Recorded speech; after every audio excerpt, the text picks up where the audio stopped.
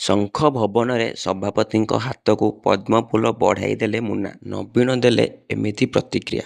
ଖବରଟି ଜେନାପୁରରୁ। ଆପଣ ଯଦି ଆମ ଚ୍ୟାନେଲକୁ ପ୍ରଥମ ଥର କରି ଆସିଛନ୍ତି, ଚ୍ୟାନେଲକୁ ସବସ୍କ୍ରାଇବ୍ କରିବା ସହ ଭିଡ଼ିଓକୁ ବହୁମାତ୍ରା ସେୟାର କରିବାକୁ ଜମାରୁ ବି ଭୁଲନ୍ତୁ ନାହିଁ। ୱାକଫ ବିଲ୍କୁ ନେଇ ଦଳରେ ଉଠିଥିବା ଝଡ଼ ମଧ୍ୟରେ ନବୀନ ପଟ୍ଟନାୟକ ନବମ ଥର ବିଜୁ ଜନତା ଦଳର ସଭାପତି ନିର୍ବାଚିତ ହୋଇଛନ୍ତି।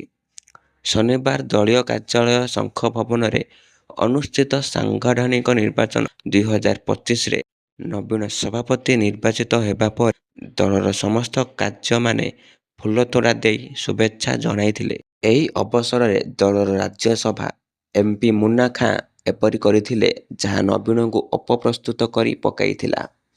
ଏକ ପ୍ରକାର କହିଲେ 24 ବର୍ଷ କ୍ଷମତାରେ ଥିବା ନବୀନ ଏହି ଅବସ୍ଥା ଦେଖିବେ ବୋଲି କେବେ ଭାବି ନଥିବେ। କିନ୍ତୁ ଶନିବାର ଦିନ ତାହା ହିଁ ଘଟିଲା।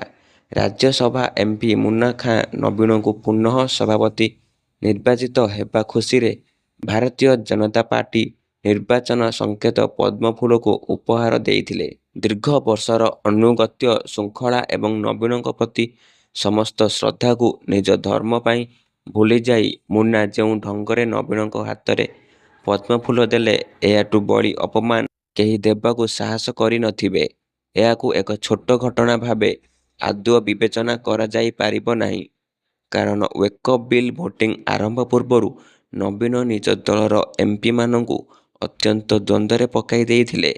ଫଳରେ ଦଳର ଭୋଟ ଭାଙ୍ଗି ଯାଇଥିଲା, ଯାହାକୁ ନେଇ ଅନେକ ବରିଷ୍ଠ ଖୋଲାଖୋଲି ବିରୋଧ କରିଥିଲେ।